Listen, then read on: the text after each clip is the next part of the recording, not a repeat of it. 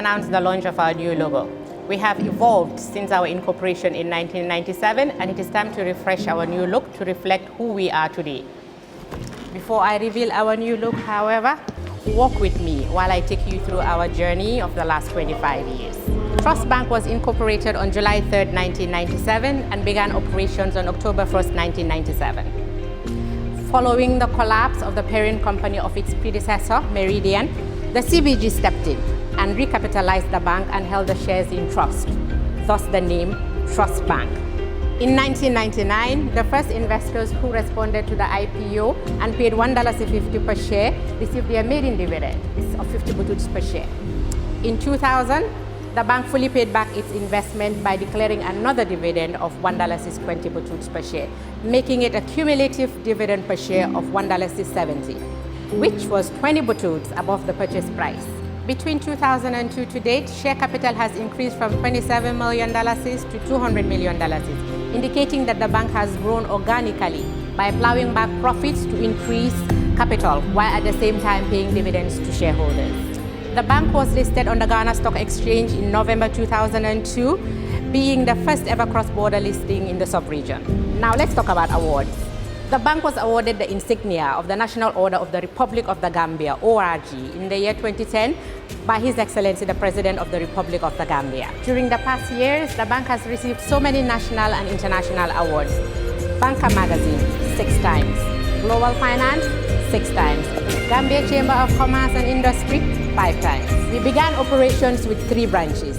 Now, we have 18 branches and 20 ATMs and counting. On digital services, mobile app, check.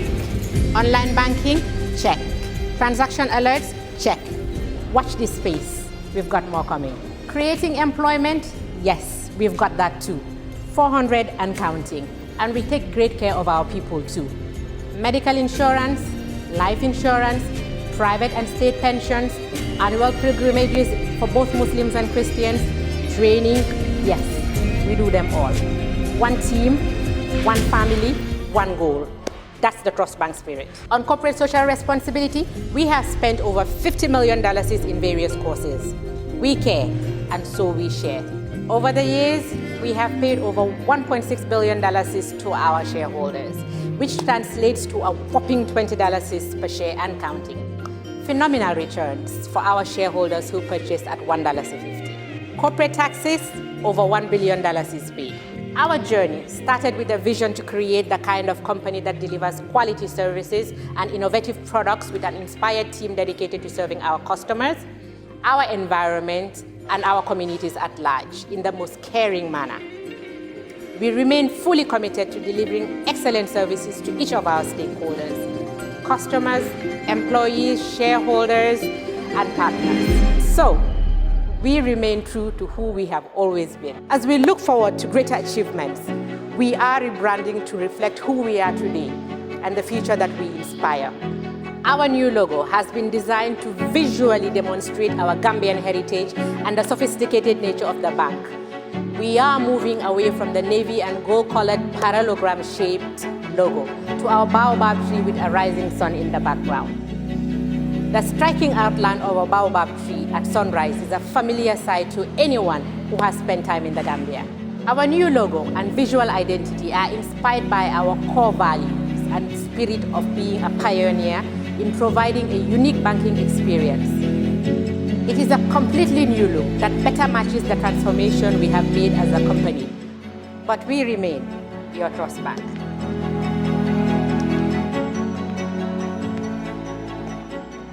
Ladies and gentlemen, it is my singular honor to present to you our new logo and corporate identity.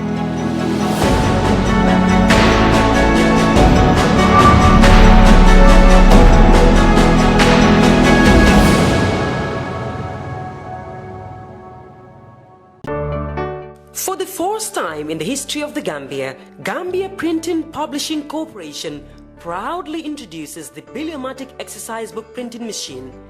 The machine has the capacity to print more than 20,000 books per hour. Yes, 20,000 books per hour. It also prints magazines, newspapers, calendars, flyers, normal books and all kinds of printed documents plus items at affordable prices.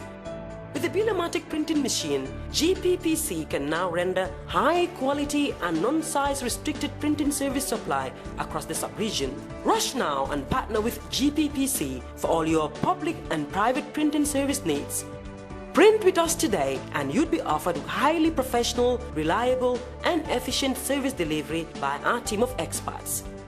The Gambia Printing and Publishing Corporation is here to meet all demands and is reliable at all times. For more info, contact us on 437-4493 or 437-4402. GPPC is Gambian and it's yours.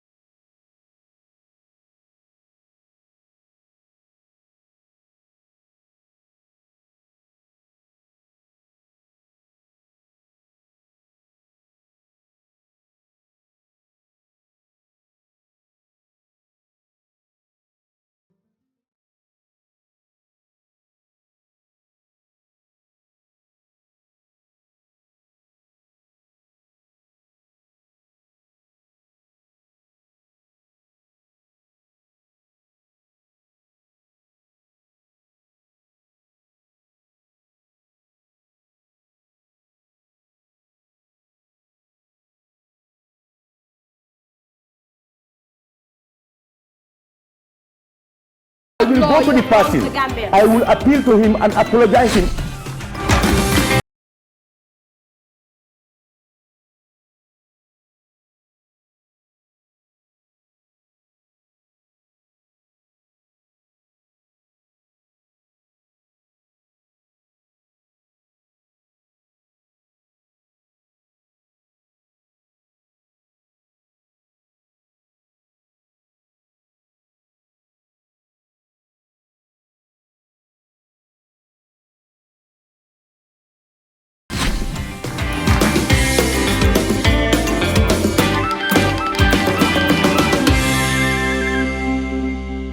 Hello, it's another Thursday, and of course we are back in the studios here in Tranquil, another Kerr Fatou show. Today with me I have Honorable Momodou Sabally, former Secretary General, Head of Civil Service, who is also now the campaign manager of the United Democratic Party. Sabally, welcome to the program once again. Thank you. It's been a while. And greetings to your very interesting and loyal audience. And how are you doing?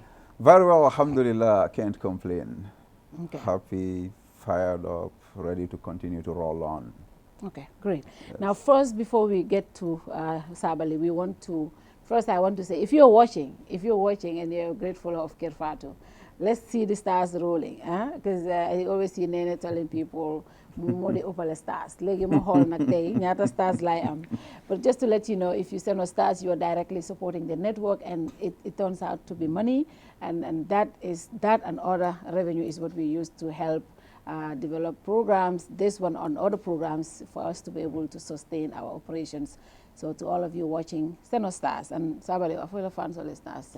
Ki angkol Fatou ko ale lolo kina ninko lolo nak akana Hey, yalo mbadi bungkol kamu nak kila mo ya mira no laga explain it no seriously ma na katra ki angkol fasala di no laga fo yalo mbadi bungkol kamu nak right so ni ko sta kina e katal rek okay afo okay ita no afo hanite ita afo ni ko lolo amang ko be selen ngota eta sango santo yeah fenne be Facebook ka fo me ko stars ni o kinan drong e ka falina ke kodoti ase Kerr Fatou fanam makoy no ila programme ol ila isa yiri wandino ki anko le badi bunko la tol yalo me mustas di ala kina no so I'm going to explain this minga ke ni ko mole ko stars kina right inka jele badi bunko ka foko ikatale ka stars ke ni stars sign oli ko le ta ya fenna instead of clicking on stars and sending us money so I see one body bunga. Okay, Usman says one body bunga fell away 200 stars. Thank you. You see? Oh, that way I understand. So that's evidence control. Yeah, understand le. Sayang afaram fancy la moli. So let's see ki uncle fall from back in. But seriously, this is what they do. So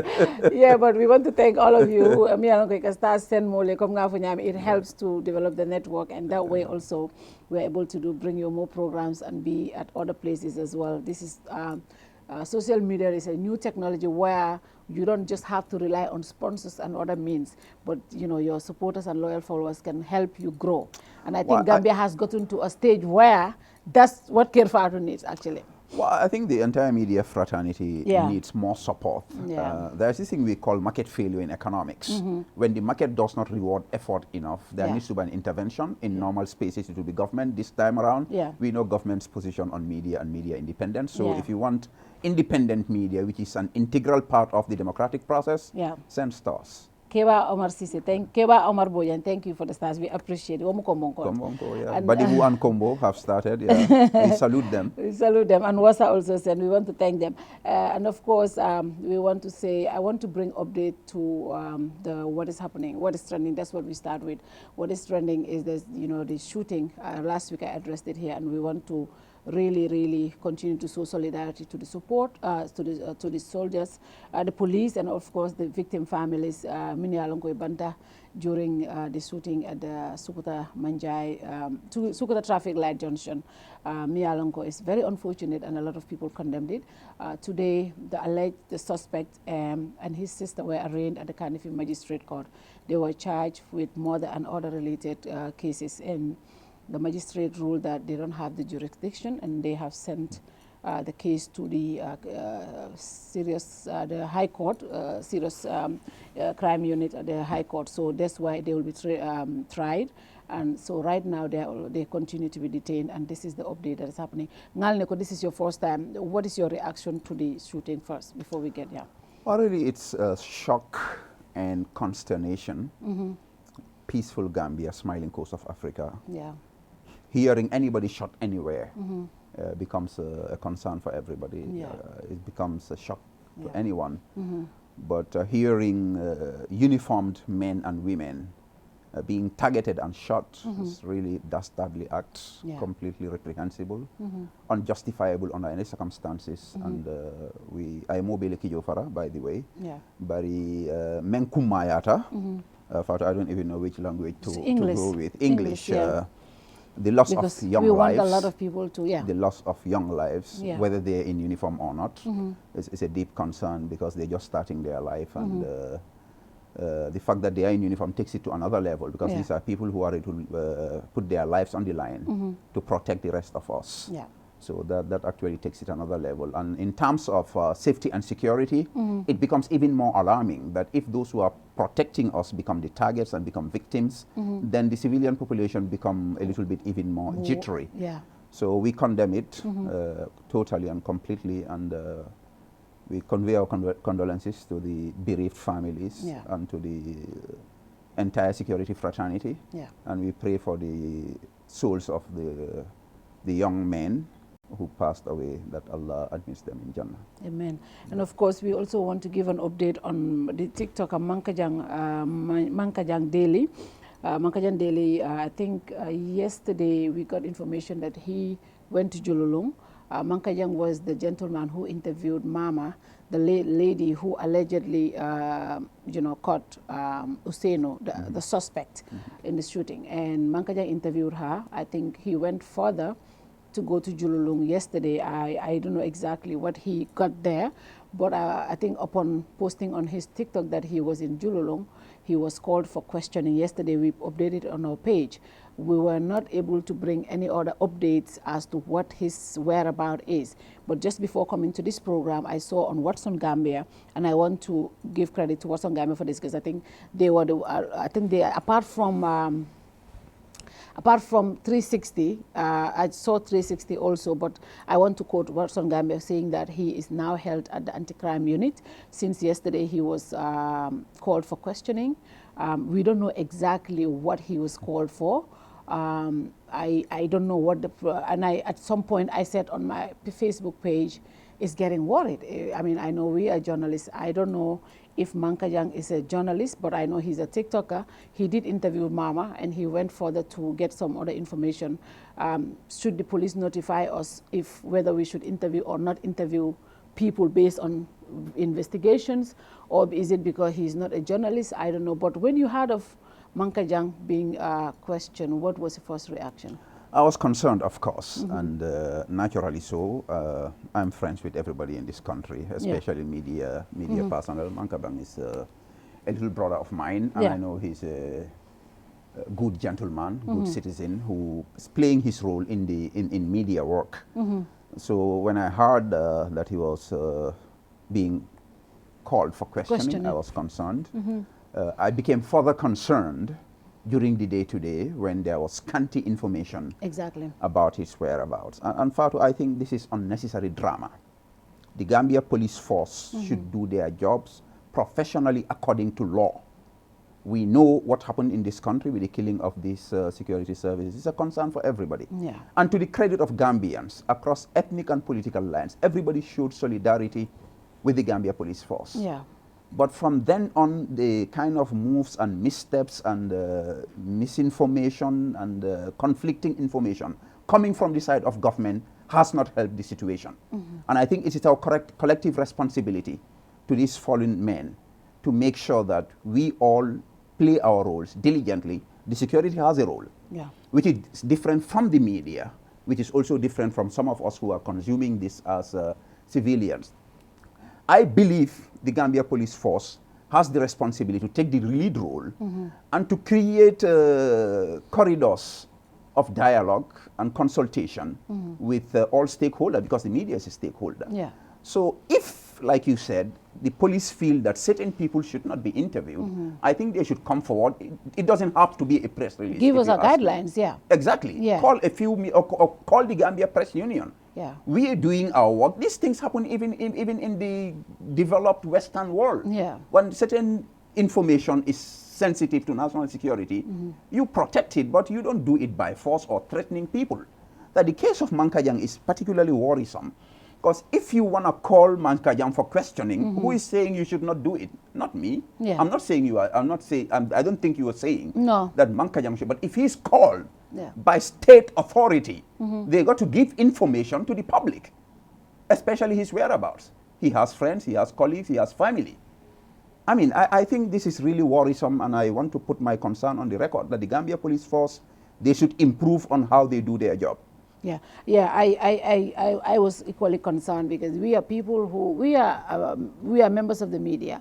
The police will do their investigations, but we also want to know how the story is unfold. We want to know. Kerr Fatou spoke to the alleged shooter's brother the day after the incident, because we wanted to know what's the mindset of the family, what happened, who this guy is. And we did that. It was not because people wanted to tamper with the police investigations, but the media will also have a role to be accountable to society. You would want to tell them other things that maybe the police would not naturally would want them to know. So these things happen. But if you really think there should be guidance and everything, it's, like you said, there should be a dialogue between the police. I just want to say that there's a level of dysfunctionality at the office of the police PRO right now. I think a couple of months back, it was easier to get information from the police. I don't know, it looks like there are some change of personnel. I saw somebody being promoted, and of course, if you are new in the job, sometimes. But of all times, right now, it is fundamentally important that the police equip that office and to make sure that you, the journalists especially, have access to that office. It will make life easy for both the police and the media. And also, before we come to yours also, you know, recently, when this incident also happened, the first person to react to it was the government spokesperson, Ibrahima Sankare. And I kept saying, I know Sankare was briefed, because, you know, Sankare would not come out and say anything without just being told, this is it. And, you know, a lot of us, including myself, said, whoa, Sankare, this is, you know, because some of the things that were said there, they were debunked by BAC and the family. And the police came out 2 days ago to say, actually, they're taking responsibility. They were the one that gave Sankare that information. How do you think that will affect the entire investigation going forward? Well, I think, like I said, when this incident happened, everybody was in solidarity with the Gambia Police Force and the entire security fraternity. I think my party, UDP, was one of the first to come out and openly condemn the act and show solidarity with the police. And we on social media, we saw practically everybody was. But when Sankare rushed into the fray, said certain things, and people could link ulterior motives to some of the things he said, people started raising questions. You know, when some of these allegations started coming that the suspect was working at Brikama Area Council, naturally the citizens allied with that particular office and that particular side of the political divide started being suspicious, started raising questions. You know, people started questioning Sankare, started questioning the police. I don't think that is useful to the police's process of trying to establish those who committed this crime so that justice could be served and served on time. So it's very unfortunate what happened, really, and I think for me it's unnecessary drama. I think the police, they need to take control of this process because everybody has their role. Government spokesperson has his role. This is a police matter affecting the police. In my opinion, I think Sankare should have just left this thing with the police for information to come, because at the time he was speaking, as far as I know, police were just at the beginning of their investigation. They've not, and these things, I'm not a police officer, but I know that at some point, by the time you start stuff, some of the information you have, you would need to corroborate. Maybe some of the information you may need to even question yourself if you are an independent professional investigator. So, I mean, I think some mistakes have been made, missteps have been made that has affected public confidence. And the point for me is for the relevant authorities to learn lessons, but they should not squander the social capital, if I may call it, that the police have gathered from this very unfortunate incident. I think, again, since they're still arresting people, they need to communicate with the media so that people don't start speculating, and before you know it, conspiracy theories, that's already on anyway. So it doesn't help anybody, and I think the focus for all of us should be on the families of the gentleman we lost and the lady who's still trying to recuperate. And I think if we put that foremost, we would gather, the police would gather more cooperation from the public. Now, last Friday yourself, you were invited for questioning. Tell us about it. How did it happen? They called you or they came to arrest you? How did it go? Well, of course, this country is very small. I had intel that the police wanted to arrest me with intent to link me to the alleged murder of this. You had that intel way before? I had intel 2 days before they called me in. You know, and I'm not surprised because it would not be the first time that an incident would happen and the police would try to link me with it. In December, they did the same thing, alleged coup attempt, and then Momodou Sabally made a statement days before that alleged coup attempt. But because the police and some of the NPP stalwarts who were so desperate to silence me, to make sure that I don't continue to hold this government accountable, between these two institutions, I was brought in for questioning. They tried everything. They failed to connect me. This time again, they came in, they called me on Friday, you know, and told me they wanted to have me at Kairawa police station. I said, for what? They said, a statement you wrote on Facebook. I said, okay. So they said, it's very important that we have this interaction. As usual, I went to Kairawa station and met the team from the SIU. Most of the faces were the same faces who were there during my interrogation regarding the alleged coup attempt. You know, so they put in a statement before me that I shared on Facebook, where I said that the PIU, some elements of the PIU, are targeting members of the opposition UDP, and I said in that statement that they will pay the price.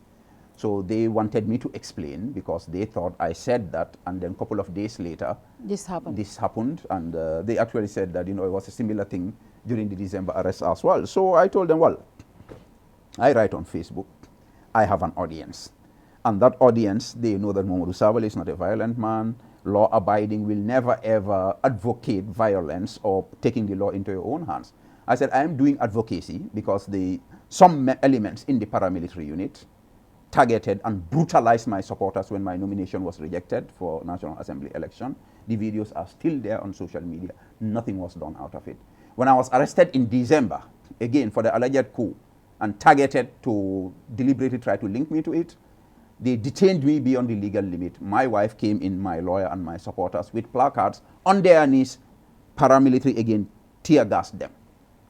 Nothing came out of it. This particular incident, which actually, it was Yankuba Dabo's court case, when some UDP members wanted to go to show solidarity. And I decided not to go because I know that I am the #1 target of this government. So I decided to stay away, and for other reasons, because my presence in a political crowd can actually generate a lot of excitement. And I knew the paramilitary coming into contact with a group of UDP supporters, most likely there might be an incident. So I refused to go. And I called my sister, Sabally, who is a nominated councillor in the Kerr Area Council. I told her, well, you have to go and show solidarity with Yankuba. You are a nominated councillor. He's going to court. I said, but I gave her my advice. I don't need to go into details because I suspected she might also be a target because she was in NPP, decided to come to UDP, and she became one of the most formidable forces to gather support for UDP. And they know Ramu was instrumental in Yankuba Dabo's victory. So I know they are not happy with her. So I gave her all my advice. They went. I didn't go. Even before the court case started going on, I got information that she was targeted, gassed, and brutalized. I was really angry. Like, for a state that has targeted me from the beginning, from 2017, denied me my rights, banned me unconstitutionally, denied me my right for my constituents to decide whether they want me to represent them or not, targeted my family members and supporters during their very malicious attempt to link me to the December alleged coup. This same government targets my sister in a crowd of all the people. Well, it was Ramu who was attacked. So I told them, so this was my advocacy to restrain the PIU. And I told them, you were singling out this statement where I said these people will pay the price. I said that the statement after that, in the same post, actually bears out what I was doing. Because I was alerting the European Union and other development partners that some of the funds that they are giving to the Gambia Police Force may end up being given to the paramilitary to terrorize opposition supporters. And I said, this is normal advocacy, because if you want government to behave in the right way, more often than not, if you involve the development partners, they tend to behave better. So I told him it's advocacy. It was not meant to incite violence or to take any revenge. I said, if anything, I had intentions, and I did at the time, to take legal action against certain members of the PIU who were identified to have a link with the attack on my sister. And I said, as a precedent, the attack on UDP supporters when my nomination was rejected, it's in court. I hired a lawyer.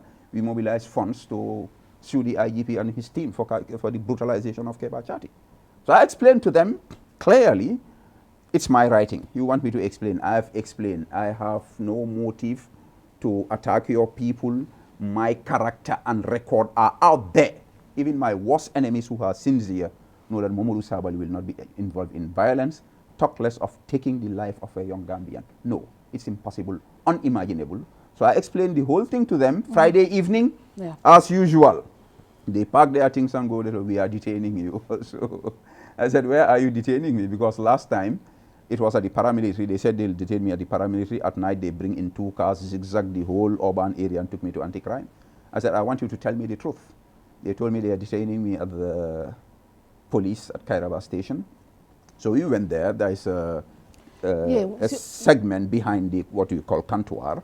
That's where the SIU left me. And we were sitting down there. All of a sudden, the PRU troop came with their guns. You know, of course, my supporters were there, of course, concerned.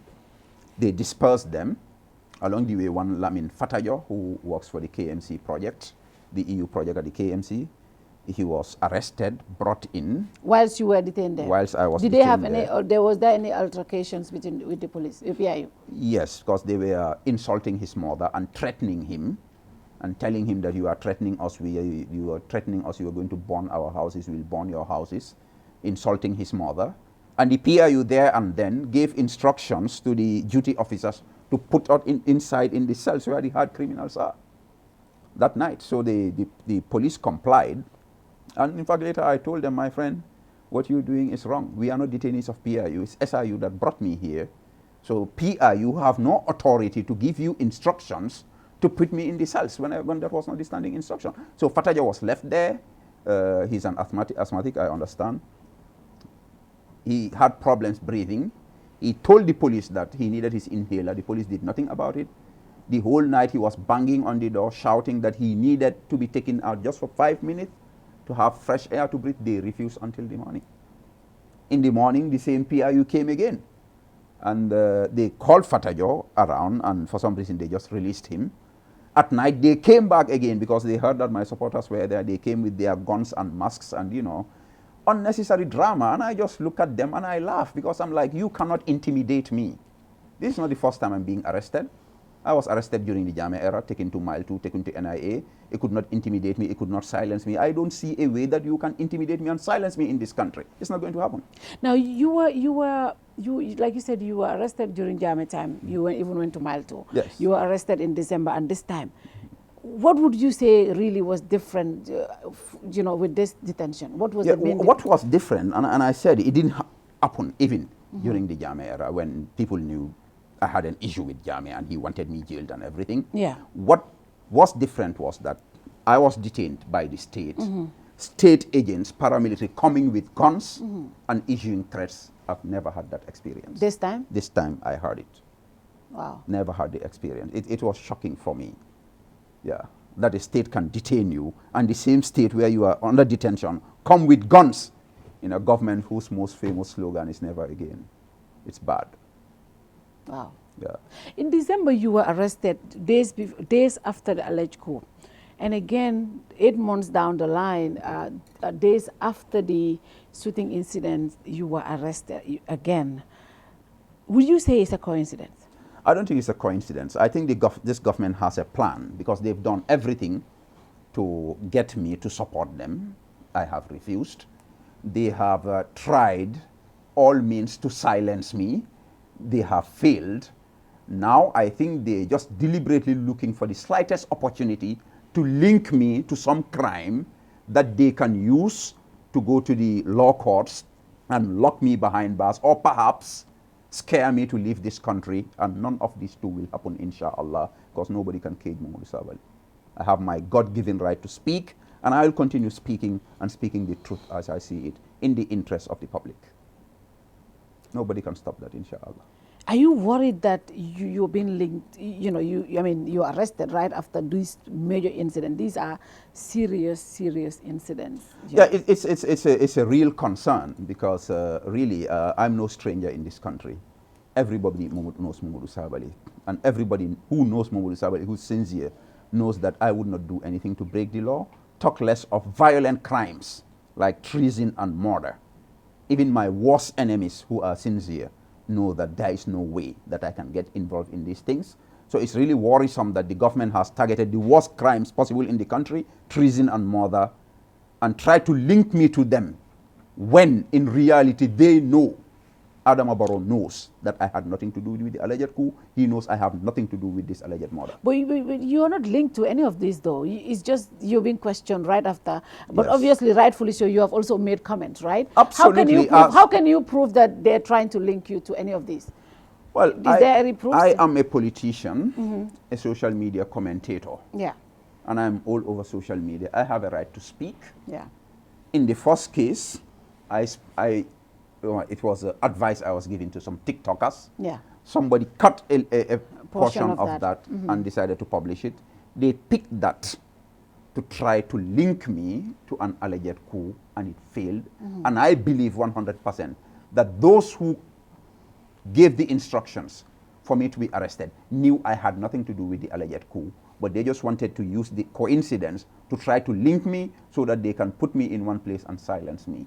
This one again, in fact, I saw a particular online paper that said that I was arrested because of comments I made about the shooting of the paramilitary. I never ever made any comment about the shooting of the paramilitary. I made my social media advocacy regarding police brutality. Yeah. 2-3 days later, the alleged murder happened.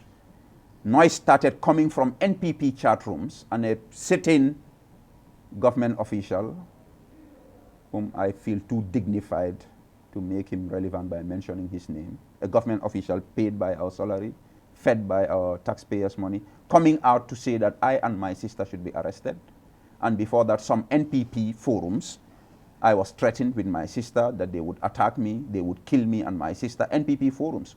The WhatsApp audios are right there. In fact, one of our UDP supporters, Sajo Dabo, made a whole YouTube, an audio that was later published on YouTube, saying that certain uniformed men were threatening my life, and he exposed them.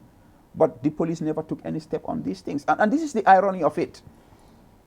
A single 30-second audio from a UDP supporter allegedly insulting or allegedly threatening somebody, you will be called for questioning and detained immediately, even if they don't have evidence. But you can have a dozen and dozens of NPP people calling out my name, threatening me, uniformed men threatening me, and the police and the entire security outfit and the government will pretend that it's not happening. Do we have two laws in this country? One for government supporters and one for the opposition? Is this the justice we're praying for in our national anthem? Talking about that, your party have had its share of issues with the PIO. I remember some time back, there was a video that went viral where PIO officers recorded themselves saying they had attacked or tear gassed the UDP officers, and they were celebrating that. When it went viral, the office of the IGP issued a statement and said they were investigating the officers and they will punish them. Now, what have you heard anything from that incident? Because I do know we need to protect law enforcement officers. They are good men, and they swore to protect lives and citizens in this country. But again, their job is to protect us. But when this video came out, the IGP issued a statement, and I was just reading through it before I came, where it said they were going to they suspended, they're investigating, and they will do something after. Do you know if anything was done about that case? I've not known a single case where police brutality led to any action, disciplinary action from the level of the police authorities. And this is very unfortunate because, like you said, the police officers themselves, whether it's paramilitary or regular duty, they deserve our respect and they deserve to be protected. Yeah.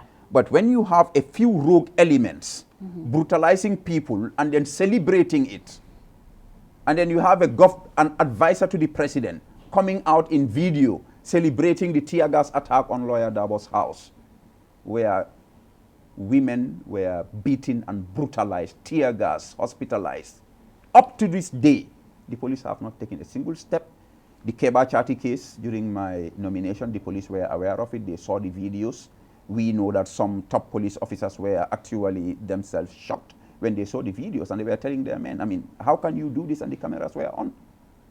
And in fact, when Kerr Fatou's case started and we started going there to show solidarity and sympathy, we got word from the police that they would come and visit him. Even if they did just that, you would have had a signal that they actually care. And if they did it, they are not just protecting Kerr Fatou and the, oh man, I don't even care whether Kerr is opposition or not. He's a citizen of the country. Mm-hmm. They would not just be protecting a civilian citizen, they would be protecting their own men. Because if a few elements in the security forces are going rogue and doing this kind of things, they're giving a bad name to the entire force. But if the leadership of the police is seen to be taking steps, I mean serious steps, to try to rectify these wrongs, I think that would assuage the public to know that, okay, some of these incidents will happen naturally because no human being is perfect, talk less of an institution peopled by thousands of humans. But if we know that if some of these incidents or accidents, as it were, happen, steps would be taken, I think it will reassure the public, and the respect for the security services would at least be higher than it is right now. You are the campaign manager for United Democratic Party, and you have a lot of support, especially when it comes to the young folks in the party. A lot of the times when your party comes in contact with law enforcement, many a time, it's either the supporters are tear gas or there's an issue. It's always the issue. And I said this 2 days ago when you guys were detained and I was doing a Facebook Live. It seems like there is this thing between the UDP and the police.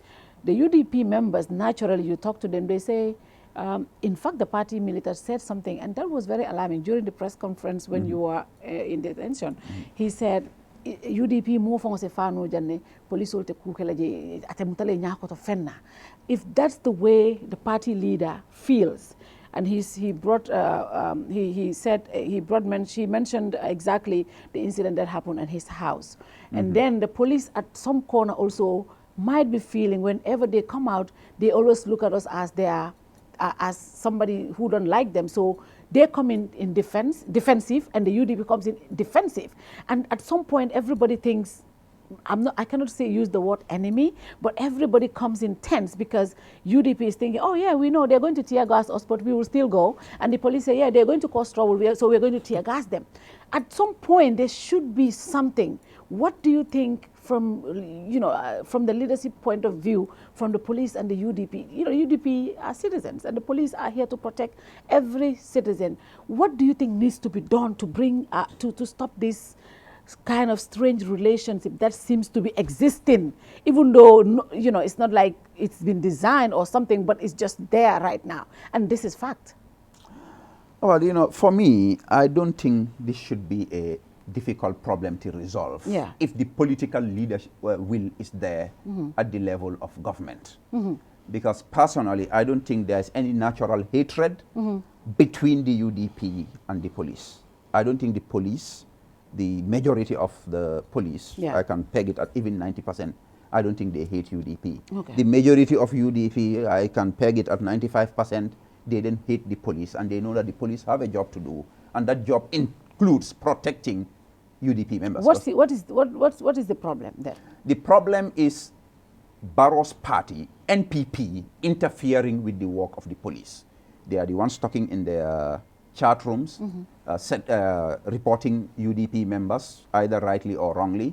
Any little incident that happens, they'll ask the police to pounce on UDP, they'll give names, and the police would go and arrest our supporters. And exactly, I see my friend Babukar Bahum and others kept saying Sabally, Sirifo Sonko and others should be arrested, and that really happened. Well, is that what you're trying to say? I will say the name. I don't want to give him the dignity of mentioning his name, because I do a lot of salawat, so we might bless his name a little bit. This is Maulid Nabi. All right, okay. But he's my friend. That's these people, he's even threatening the IGP. Yeah. But if NPP threatens the police and IGP, that's okay. It's other citizens. So my point is, and it's not an excuse for the IGP and the police command, because you are not paid by NPP, you are not paid by UDP. We all pay our taxes, and you work for all of us. We are all equal citizens. But if the NPP goons can go up to the IGP's office and threaten him and make him swear by the Quran, I mean, it's ridiculous. It's like a circus. So it's this NPP constantly threatening police officers, threatening the IGP, and there's evidence there on social media. This is what compromises the ability of the police to do their job with professionalism and integrity. For me, the solution is for President Adama Barrow, who is the president of this country and commander-in-chief of the armed forces, to take his responsibility and restrain his party's hooligans, because it's not the whole of NPP. We know decent people in NPP who would not want to interfere with the work of the police or try to get the opposition into trouble just because they are in power. So there is a group there that the president and his men need to restrain, and the police also need to take their stance. I repeat, I don't think there's any deep-seated hatred or animosity between the UDP and the Gambia Police Force. And what I can tell you personally, I have no problem with the police force as an institution. I can tell you, 97% of this police force, they love me, I love them. They respect me, I respect them. But I get more respect and more honor from the Gambia Police Force today than when I was Secretary General Minister of Presidential Affairs. And I love and respect the police because my sister is a top police officer, and I lived in police lines. And these young men and women in uniform, they are my brothers. I deal with Gambian youths, whether you are UDP, even NPP youths. Whether you are police or army, we have the same mutual respect for each other. And I know what's happening in this police brutality, these incidents. I know there are police officers and men who detest this. Maybe they will not be able to say it, but they don't like it. But if the president is interested in peace and stability, if the president is interested in peaceful coexistence between the different political actors, let him restrain the few people within his party who are trying to make life difficult for the police, but let the police also be honest and sincere and professional enough to do their job, as we all swear when we serve, without fear or favor, ill will or affection. I don't think it's complicated, and I believe, Fatou, and I'm speaking sincerely, wallahi. If I don't believe it, I will say it. Nobody controls it. I believe this problem can be resolved, but the police command, the leadership, they have to take their stance. And President Barrow, as commander-in-chief, needs to help his men to be able to do their job without much political interference. Listen to me. I said without much political interference, because I know politicians are politicians.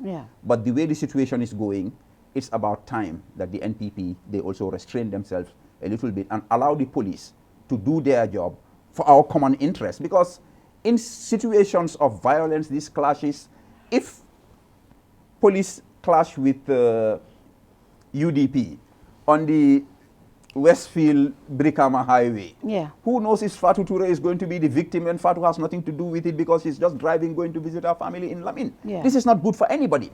And again, I repeat, I believe it can be resolved. Let us all have that will to be able to speak to each other to resolve these problems. I believe it can be done. And you think, you see, I listened to some audios, especially from Rambo, a serving diplomat who is paid by the taxpayers, saying, cautioning the IGP. Well, just say threatening him. His exact words, IGP, mina lala mola ekaminfo, bayri koimu UDP let. And for those kind of statements, do you think those trigger some of these arrests? Obviously, obviously, the same guy. If they're telling you are UDP, you want to show UDP some restraint, and be tough on them just to satisfy those who are accusing you of that.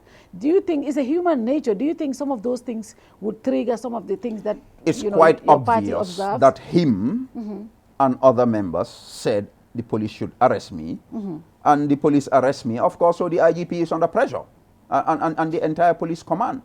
So this is really, Fatou, this is really unhealthy, and this is unnecessary drama because the sub-region is a little bit too volatile. Gambia is seen as the oasis, the bastion of peace and stability. Let us not create unnecessary drama. I'm not saying that there would not be incidents between the police and civilians. It is just normal. But let us not push the police and pit them against citizens of this country who are law-abiding because of our political interests. It's not good for anybody. Even those who are doing it, they just don't know. It's just ignorance. But it's not good for them because this country belongs to all of us. If conflicts erupts here, who can control it? who knows where the effect of the conflict is going to be? You know, I think this is really bad, and like I said, I believe it can be resolved, and we should all work together to resolve this.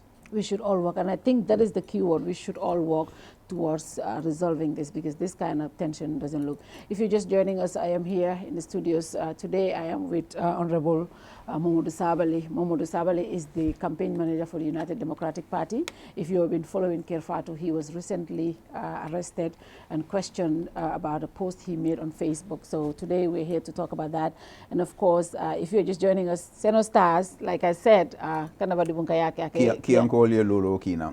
Kiankol buka kibude. Kiankol ka dotin. But asa foye ka kenyameng. No, say ni eka kenyame wolom. Right now, ning ibesta jela nyadile ya jele ya send stars 200 or anything. So you bole click la drong, you stars ten. Click wala ka dete. Ka dete ha. Ay ka dete la. Ka dete la. Ni ko click isamira fo ibe belo. So you send la wala nyama ma fo ya asta ma lolo ma kide. Ika dete le. Ni ya dete de ni ibesta send la mole. Thank you. Sabally, a lot of people said, some argue that as a young leader who is loved by a lot of the young people in this country, as a political a major figure in a major political party, sometimes your utterances are not measured. People say sometimes you get too emotional and in your utterances and your postings. When you make these personal statements, shouldn't that come from someone? Should that come from someone like your caliber, somebody who serves as a big role model to a lot of young people? I say this a lot of times, and it's not because you're my brother from Lamin. I say this. Tell me somebody at your age who worked at the central bank. Tell me somebody at your age who was the director of budget at your age. Show me somebody in this country who served as Secretary General, Head of Civil Service, Minister of Presidential Affairs at your age. I don't see it. You are that role model to a lot of people, especially for me and a lot of people from Lamin. We look up to you, and that's why a lot of people say, from Badiwo. Not because I don't speak from it, I'm not a politician, but I look at this brother who I come from the same village, and how I look up to him growing up. That's how I look at it, and I see all the things that you go through, but still, when I speak about you, because that's how I feel. That's how I feel about it. I remember when I had an interview with Auntie Jay, and I said it, and I got emotional, she got emotional. But that's how I feel deep down. And I think a lot of people feel that, at your age, all of this thing happened. But at your age, you were banned for life. I don't know what you have, because I don't see it, but you were banned for life because of, by a commission. You were stopped from contesting president to be elected by your own people. You cannot work in any public office in this country, but you are still very strong. You make these utterances, but you should be a shining example for a lot of us to say, with all of these things, I'm still here. I'm happy, I'm smiling, I have a beautiful family, I'm doing all of this. So sometimes when you make those utterances, people see, with his caliber, why does he speak like this sometimes?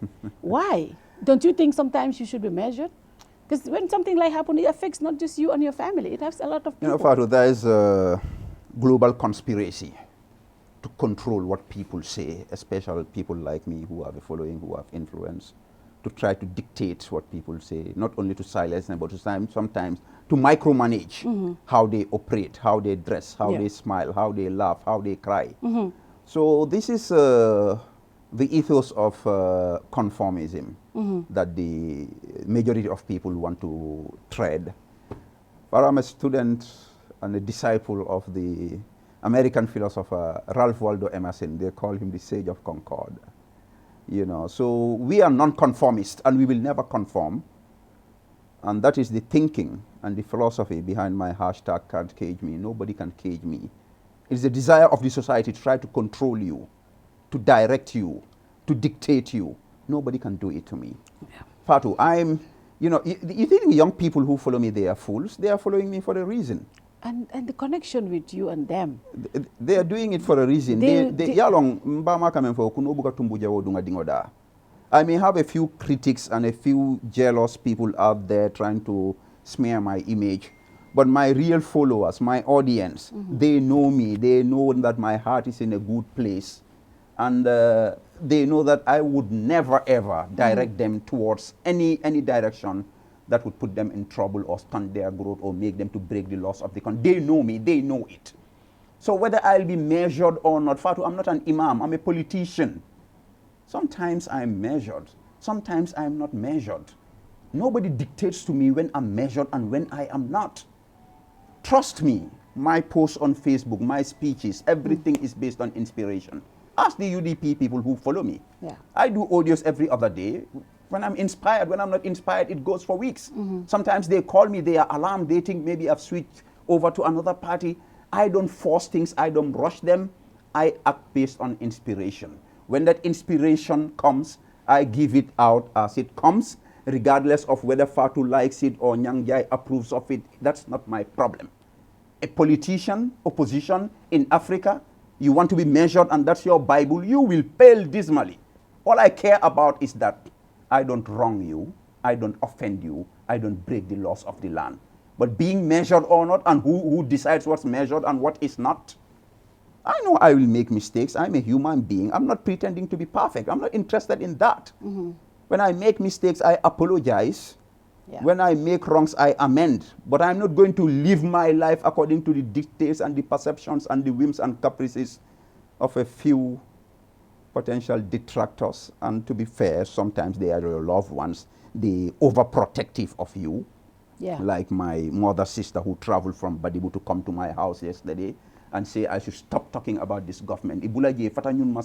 It's not going to happen in a billion years. I'm going to speak as I see fit. I'll try as much as I can not to break the laws of God and the laws of man. Other than that, no, Fatou, it's not going to happen. So during your detention, in as much as you are loved by people, like you said, you are also you're hated by a lot of people as well. I mean, I saw a lot of people who say, Sabally might not be my cup of tea, but what is happening to Sabally today can happen to you or another person. To those people, what do you say? Well, I mean, because obviously you're not just defending Sabally, you're defending democracy. That is the point, Fatou. Yeah. And that's why sometimes, like these things, I was detained for 4 days. Yeah. My first detention, I was detained for 4 months, 5 months. So it's nothing new to me. I can deal with these things. I know how to handle these things. But the point is, who is the next person? So it's not about the person, it's the principle that's wrong. And even NPP people should condemn this kind of illegal, malicious arrest. We've seen this over and over. Yeah. Sometimes those asking for people to be arrested ended up being arrested at a baila. Yeah. What is important is for the government to conduct itself according to the laws of the country. And to be, I mean, human systems, institutions, they are not perfect. But for the government of the day to try as much as they can to be fair to the citizens of this country. Because at the end of the day, you know what's my guiding principle? Is divine law, not even these mbojo human laws that can be doctored against people and institutions. No. I believe that whatever you do, hellfire and paradise is there, but it gets requited here. Whatever you do here, you see it here. I believe that, wallahi, fundamentally. And those in power should know that. You do it here. Let's be fair to each other. That's not rocket science. Let's govern the country according to law and allow the laws and the institutions that govern the law to function professionally. That's not rocket science. That is there for all of us. It's not just the opposition. You never know. Today is me, tomorrow who is it going to be? Only Allah knows. But we don't wish ill for anybody, even our opponents in the political game. We just want fair play. We just want a level playing field. Is it going to be 100% level? Maybe not. But don't go out of your way to target people, try to smear their character, try to get them into it. It's not right. And it's going to backfire on you by the grace of Allah. He's a just God. When you're detained, I don't worry about you because I know your mental state of mind. But when I had Auntie Jay here the last time, I put this question to her, and I asked the family, I just wanted to know your take on this. During Jame time, you went to jail. Yeah. You went through everything. Yeah. And then when the new government came, You know, I remember the first time you said, I just want to observe, I don't want to say anything. Yes. A lot of people even said you were supporting Barrow, but at that point you said you just want to see what was going on. Even though you were banned, you were banned to work for life. You could not run for public office. You cannot do anything, basically. And now recently you're going in and out of jail. I don't know for how long will that continue. Now, all of these things, do you ever sit and say, at this point, maybe I should just leave, go get a decent job. You're a master's holder, you know, beautiful public life. Maybe I should just go and get a decent job somewhere and go live a beautiful life with my family. Very young family. Those thoughts do happen, Fatou, to be honest, and both from within and from without. Like somebody sent a message to my niece that I should go to Dubai immediately, he's get me a job and blah, blah, blah. So I just tell him it's not going to happen in a billion years. Because countries are built by citizens. And wherever there is a great nation, there are names and surnames associated with its struggle. People who toiled and moiled died. People died for their country. I mean, people struggled for their country, were exiled for their country. You know, America, it's the Benjamin Franklins, the Thomas Jeffersons, you know. Some of them, they got nothing out of it, but America is the greatest country today. Nelson Mandela, 27 years in Robben Island. You think 10 years at Pretoria, I actually visited his house when Zuma was there. You think that compensates 27 years? But it's an ideal and a principle that's liberating and inspiring millions of people around the world. Muhammad sallallahu alayhi wa sallam and his Sahaba lost their lives, lost families. And the success of Islam today in terms of numbers, they didn't even witness 10% of that. But it's a principle and ideal worth it. Somebody has to do it. Somebody has to pay the price. My family, I really care about them. They know I don't want even a fly to touch them. They know how much I love them. But sometimes, Fatou, these things, if Allah puts you on a path, everybody has his path. Yeah. And sometimes you get to a level in your life where those small voices speak to you and you know the path to tread, even though occasionally the satanic voices will come either in human form or within yourself. No, it's not worth it. Do this, do that. You know, what I believe is that I have a mission. I didn't put myself in this situation. But Allah decreed that I would be on this path. And I believe that if I leave this path, go get a nice job at UN or IMF, I will not be happy. I've seen people, both in here and in Senegal. You leave your country, I mean, not even for bad reasons or anything. Go work for UN, IMF, World Bank, make all the money at the end of the year, come back and start again where Momodou Sabally is today.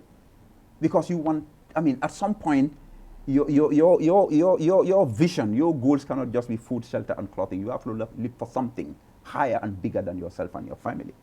So before going there, and I mean, you've seen people like Cheikh Tidiane Gadio. They were successful around the world, had to come back to Senegal.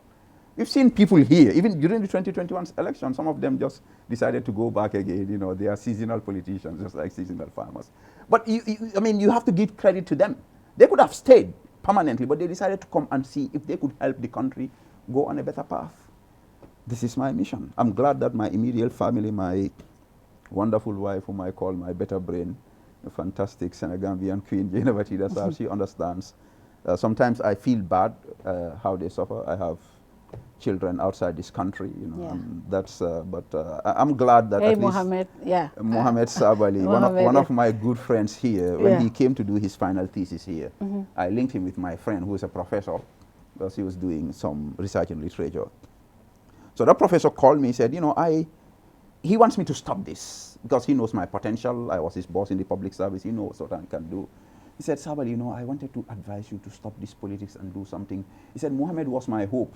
But when I spoke to him, and mind you, Mohammed does not support my political party. He is his own man. He said, but when I told Mohammed that you should stop it, Mohammed told me, no. In fact, I'll encourage him to do more in his path. Alhamdulillah. It has to be done. Somebody has to do it. Somebody has to do it. Now let's come back to Gambia. I have not had you on the platform since. So let's talk about, our economy. It's as bad as it gets, and it's going to get worse.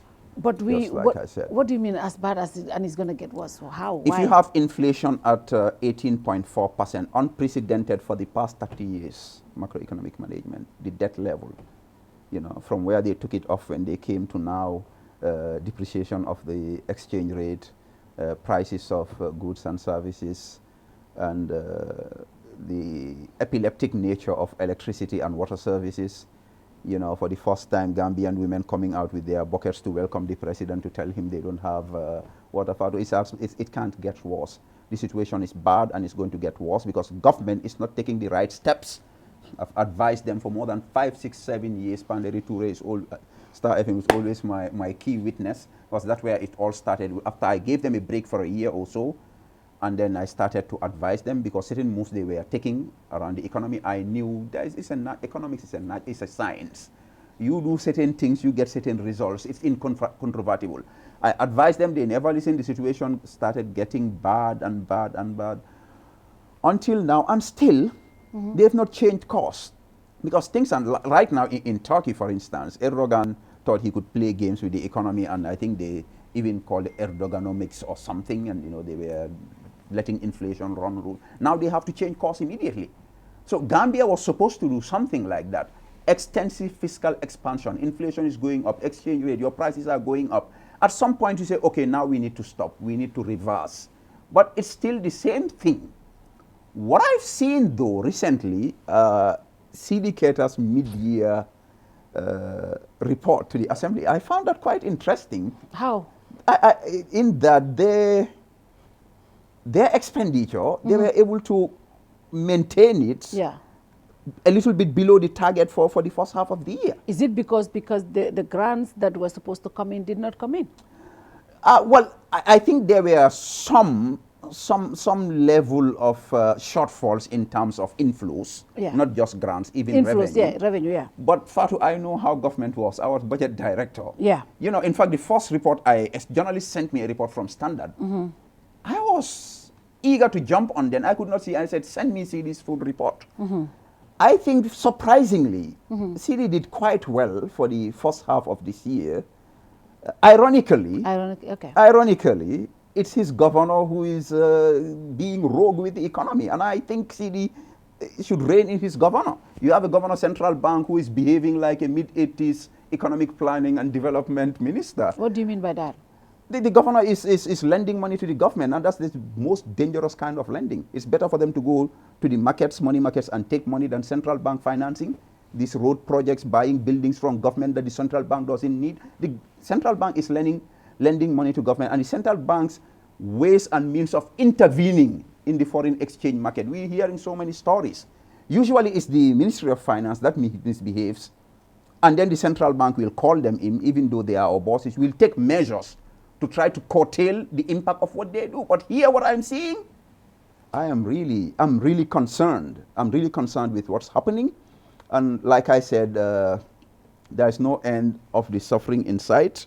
But our currency is pegged at a better rate against the dollar than any other currency in the sub-region. How do you explain that? You know, Fatou, what you don't know, the Gambia has had a track record of macroeconomic stability. Gambia was the darling of the IMF and some of these development partners after, of course, the mid-80s crisis when, to his credit, the late Sheriff Sekou Sise and his team came in and did really miraculous work in turning the situation around, stabilizing the economy. So when we come to a level where you start comparing Gambia with some of these countries in the sub-region, will be Panchankalantale, because this place was the supermarket of the sub-region. People coming in from all over, buying stuff here, and that's why Gambia, if you look at the time series statistics of imports in this country, you find out that what Gambia imports is way too big for our consumption. But that's because they come in from Senegal, from Bissau, from Mali to buy from here, and that brings in foreign exchange that shows up our exchange rate. But because of these high tax levels and inefficiency of the tax system, among other things, we've lost those advantages, and these are all the reasons where Gambians are seeing unprecedented suffering. So the government needs to rethink its strategies and constrain themselves. But at least the first report, the minister's first report. Yeah, surprisingly, I think I'm going to study this further. But I know, like what you said, the shortfall in grant inflows, not just grant inflows, even revenues might have explained some of it. But like I said, Fatou, I was budget director. I know if government wants to spend money, there is nothing to stop government, even monies they don't have. Yeah. So I think I'll give them some credit for what I saw in terms of performance for the first 6 months of this year. What is your assessment of the asset recycling that we have seen that the government is taking? The ferry, our bridge, the Senegambia bridge, you know, they have an agreement with with Africa 50 to do asset recycling. I mean, a lot of people, I don't know what your take is on that, say we can do way more, we can make way more money than what Africa 50 is offering. What's your take on that? It's bad and it's completely unjustifiable, unprecedented, and it just shows how desperate this government is to rake in cash now to spend when they could have gotten the same amount over a period of time. And it's a sign of the reckless fiscal indiscipline of this dispensation. A fresh asset like the Senegambia bridge that is bringing you in, I think, what is the statistics? About 50 million. The minister said about 40 to 50 million, because the other minister said about 40 something, the other said 50. So it's about, an asset that's giving you that. Why do you want to sell it? In 30 years, that is about 300 million. What we know in asset recycling, what they're doing in the UK, for instance, and it's a relatively new concept, old prison buildings, old dysfunctional government infrastructure, that's what you recycle. Those who are taking it over come in and invest, and then there are spillover positive externalities. But a brand new asset, that is a grant, not only for the Gambia, because the bridge is supposed to benefit the entire sub-region in terms of intra-ECOWAS trade. Yeah. You take that and give it away because you want money in advance. No, Fatou, this is bad. It's bad. I completely condemn it, and I think definitely the National Assembly should not allow it to happen, even though I'm hearing stuff like Sidi Keta saying he doesn't need the approval of he said that, of the assembly. So I don't know. Is this the dog wagging the tail or the tail wagging the dog? Should we be worried? Because if they recycle, if they have an agreement with Africa 50 for the ferries, now what we have also seen, the president have set up a new commission, which will look into the SOEs. Now, for me, I don't know, the government have not said that, but during the swearing-in ceremony, the mandate of that commission, if you look at it, is number one, to look at these SOEs, to see how viable they are as a business, to see whether they should be liquidated. All of these are the mandate, meaning if the commission comes out and say, oh, Gamtel, for example, are not making money, they cannot do this, they don't have this, so they will say, oh, let's do asset recycling, get money, or let's get shares, people buying shares. Do you think, are you also foreseeing something like that with the establishment of the SOE Commission? I am totally against the establishment of this commission, and I think Barrow's advisors are fooling him into doing things that would be detrimental to the entire country, not just the economy. The Gambia Public Service has a structure that, whatever, has been functioning by our standards. Yeah. I think President Barrow, when he won the election, he wanted to tinker with the system to make it a little bit more efficient. I believe he had good intentions. But when he split the position of Secretary General to create a Secretary General and the Chief of Staff, I said this is not going to work. Yeah. As former Secretary General and head of the Civil Service, you cannot have two captains in a ship. What has it created for the government? The government is dysfunctional.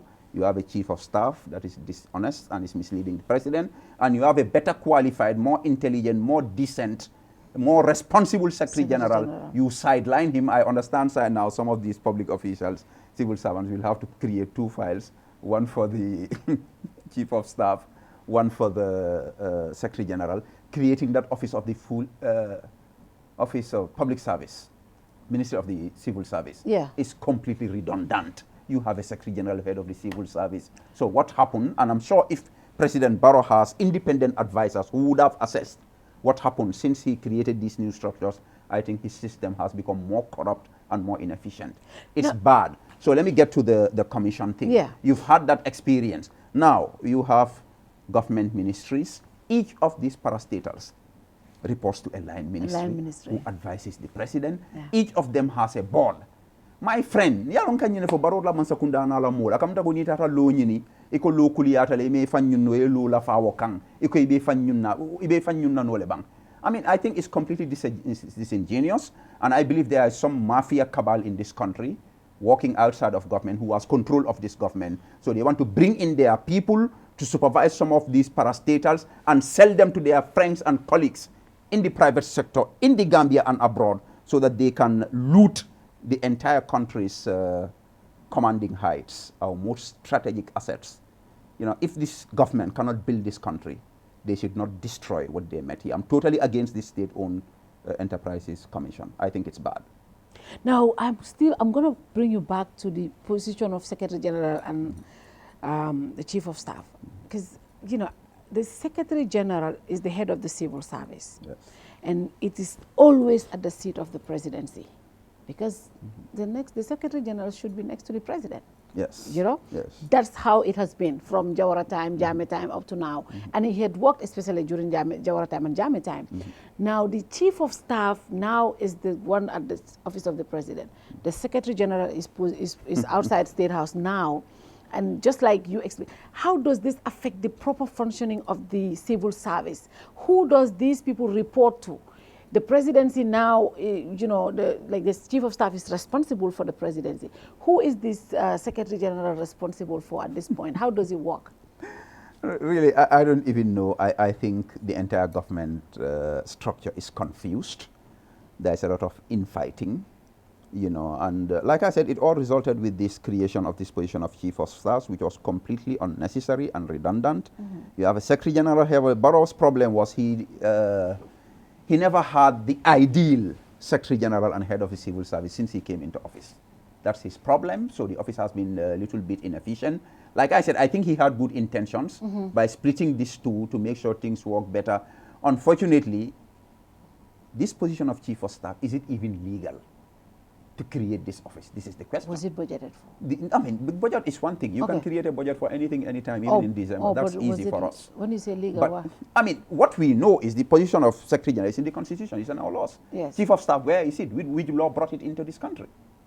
So even the person holding that office today, he cannot explain this. But what happened is Barrow was made to believe that this guy is the one who is going to bring the elixir vitae, the magic formula. But as we speak, I know that President Barrow knows that he has made a very bad mistake in creating this office and appointing the present holder. And I think the president might be looking for a way of resolving this problem. But I think the first step is to just cancel that office, appoint somebody that you can, because it's the president's prerogative. Yeah. But I think the current Secretary General is intelligent enough, mature, honest, and dedicated to run the public service and be the president's principal advisor. I think the position of Chief of Staff should be abrogated immediately if the president wants at least better efficiency in his system. From my experience, not just knowing the public staff, knowing the personalities involved in these official functions. Now, I just hope, yeah, there are definitely some mix-up when it comes to that, because, you know, you don't even know. Because when it comes to the SOEs, I kept saying, I don't know the reason why, you know, you want to do this, but you said, like you said, all these SOEs, they have a line ministry. Absolutely. I remember working in Gamtal, when we prepare our budget, this is the time that companies, you know, are preparing their budgets. They're preparing budgets. It goes to the management, and management prepares it and send it to the board. Board looks at it. It goes from the board. It goes to the ministry, and it goes to the office of the president. And that's the line. That's how it goes. The office of the president, and you know, and they get approval from that. We would process. They process it and approve, or otherwise, or send it back. I remember there's a particularly, like I think last year also, Gamtel budget did not even come until February because he was not ready. He was not approved because they sent it back to say no, to ask questions. Now, if this is the line of chain of work, and this is how it goes. Whatever is approved by the office of the president is what is budgeted for, and you know what you have approved for these SOEs, what they need to spend and how they spend it. Now, every quarter, obviously, if you want to be accountable, you want them to be accountable of what they're doing, you should be able to ask quarterly updates on their budget. What have they done? What have they, are they spending on in line with what they were allocated for? Now, creating another group of company like the SOEs, is it budgeted for, number one? How are we paying for it? When the minister himself had told us that the reason why they are cancelling traveling is because there are issues and all the inflows are not coming in regularly, so we are struggling with financing. Why do we, is it even financially, is it even viable increasing more on our already struggling budget? It is not, and it's going to be a huge burden on the system. So the system itself will become less efficient because the bureaucratic structure has been further convoluted with one more layer. Before that, you just have to deal with your board and the line ministry. Now it's the SOE commissions with people planted there with vested interests. You have to buy them cars, get them fuel, get them health insurance with their families, get them office space. Support staff. Support staff, really, Fatou. It's really, really bad. Things are getting worse and worse in this country because the government doesn't have a direction, and the government is not sitting down to have a session of introspection to see for them honestly what's working. And I tell President Barrow easily what's not working is the incentive mechanism in the government has been corrupted. Human beings respond to incentives as clearly elucidated by the Ivy League economist William Easterly in his book, The Elusive Quest for Growth. If human beings do good things and you reward them, they'll continue to do good things.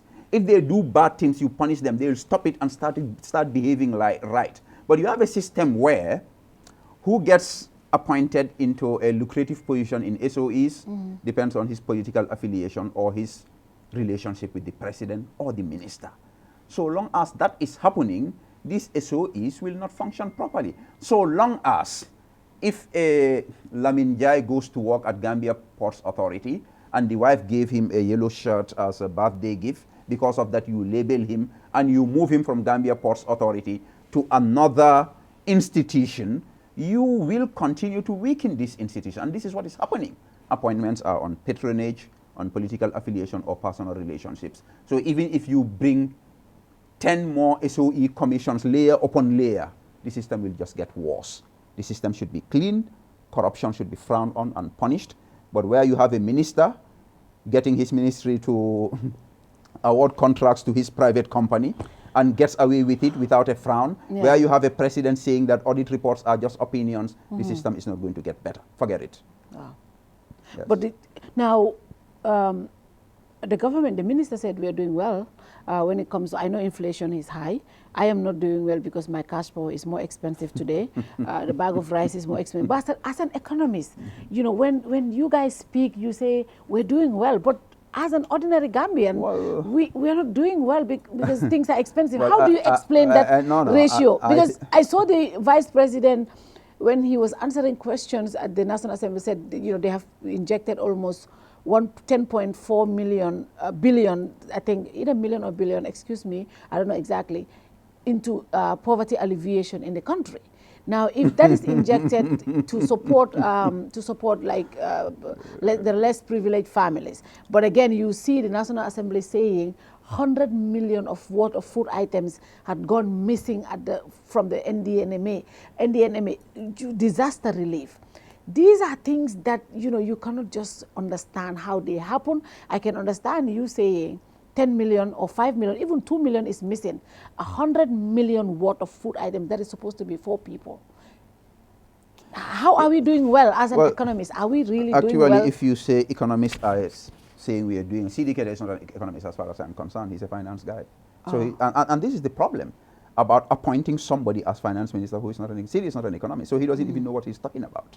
The situation is bad. It will get worse. It is good for a few of them who have access to more resources than they are entitled to, and they spending like more than 50% of their time outside of this country. So they don't even know what the temperature is in this country. Because the ACs are brand new and they have standby generators, they don't care whether NAWEC works or not. So it's okay for them. So these are not economists saying. What the real economists in this country are all saying is that the situation is bad and it's getting worse. So with the vice president coming to say they are injecting money, you know, like, I think it's Momodou Sabally. We once had this conversation where he said, you know, Gambians have this issue that throwing money at a problem. Money doesn't solve a problem. It's knowledge, it's experience, it's honesty and integrity and smart, intelligent work that solves problems. Of course, you will need money to facilitate that because you need to pay the hands that do it, you need to buy the stuff. But any problem, we throw this money. Like the president, when the floods happened the last time, How many million project is coming? Where is it going?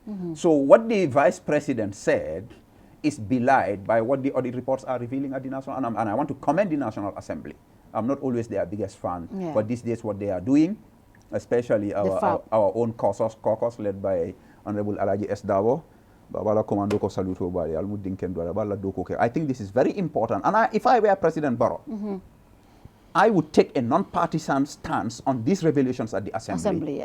And just let due process take its course. I'm not saying that if a particular ministry is accused of not being able to account for a certain money, you do Jame style and pick them and take them to drug squad, and I'm not saying that. But recommendations by the Assembly should be looked into. Not even looked, but implemented according to due process. Fatou, this is not rocket science. Because if President Barrow really wants the people who voted him into power to be happy, he should be interested in making sure that the monies that his government is pumping to alleviate poverty, they go to those women of Nyani Sukuta and Kiang Tankular. This is not rocket science. So the monies are there, but because of the level of corruption and political brinkmanship, the money is not reaching where it is reaching. So I commend the UDP MPs for the great job they are doing. I think the NPP MPs should work with the opposition MPs, and they all speak one language, the interest and benefit of the masses. I think this is a unique opportunity without any witch hunting or without any targeting of individuals just because they are in public office. Recommendations are here. Let them be implemented according to law. I mean, I think I've seen a lot of the NPP MPs also coming, because some of them are members of the FRAP committee, and these recommendations come from them. But also, even at the judiciary bill, I mean, the MPP members were vocal. They were so vocal, and it was some of the some of your UDP MPs. Let's not get there. No, let me make this clear. It was some of your UDP MPs who were saying, let's take it to the next stage and look at it. They were being nice, but the NPP MPs, some of them were very vocal. I must say, though, some of your UDP MPs condemned it from the beginning, but there were others who were saying, let's take it. So, the NPP also I agree that some of these NPP MPs are doing a fantastic job. We just want to encourage them, whether they are UDP or NPP, that let them work for the interests of our poor people, especially women and youths. Yes. Now to politics. UDP. The biggest and the baddest. Really? Unstoppable. No, you're not the biggest right now. The yellow tsunami. Right now, NPP is the biggest party because they won the presidency. With 400,000. Like how many years ago? That is 2 years ago. 2 years ago. That's a long time in politics. No, they are the biggest. You need to update your iOS, man. This is 2023. Hello. But they are the biggest party, right? They are not the biggest party. 2 years ago, they may have been, according to Aliou Momar Jabe. We just had elections. What do you mean, according to Momar Jabe? That's what he said. I never accepted those. But you accepted these other results. Yes, the same Aliou Momar Jabe. We had stop-guard measures. These squirrels, all the holes they were going into, we had our guards there. So this one is authentic, and we beat them. We are the biggest party. We won the popular vote. NPP is opposition sitting on presidency. As Hussein Udawa said, we are no longer opposition from Banjul up to, what is the name of the bridge? Pakaliba Bridge, Pakaliba Salo, Kabo Banjul. Fok Pakaliba Salo, Hussein Dabola Mansa Kundale Wati. President Barola na kafa bolong kono Mansa. Ntolle Mansa te imbanko kambi. Banko Ben Tollebulu, we are the biggest party, we are the most resilient, we are the yellow tsunami, and nobody can stop us. 2026, I'll invite you for tea in State House, inshallah. With who? Who is going to His Excellency, the President, is Al-Haji Usainu Numukunda Dabo. So a lot of people, even your party members, Molko, it's about time. Is Lohedabo thinking about retiring? Why should he retire? A lot of people said he went to election, because a lot of you guys, Allah Molo, Ikafoloko, I see a lot of people saying, I saw where somebody said, Alko Baro Manyanatala, another Tamla. Why not? Atolafana Patili, he ran for how many times? This is the third time. Is it for UDP? You go for UDP among other competent people, so means a patiron, means a other candidate. Why does it have to be him? Haniki uncle Nila Tolea. Uncle Cordala Saro is a firinya onya, ye barakanya onya. Buka for farmer jinga ke suti otisa nga kanyantale. Mobuka okay.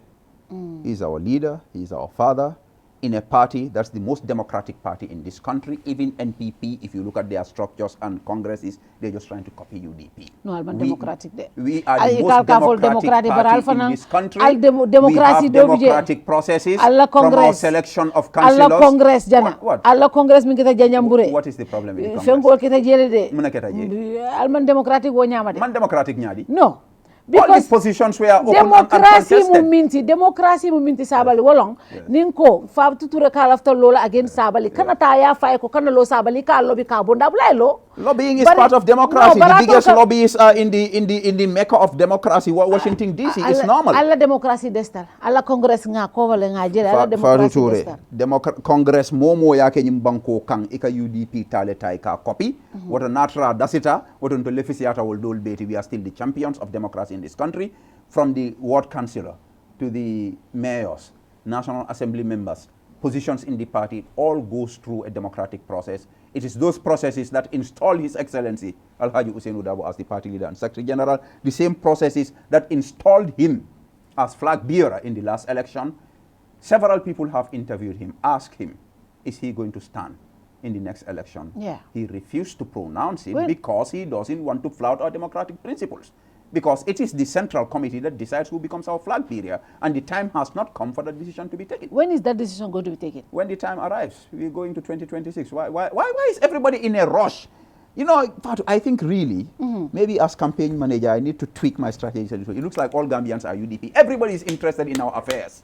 I think we'll do better in 2020. We want to everybody is obsessed about our party. See, the reason why we ask, oppositions are government in waiting. Yes. And as the biggest opposition party, we expect that, you know, you are going to be the biggest challenger to the president. So we want to know whether you are internally democratic.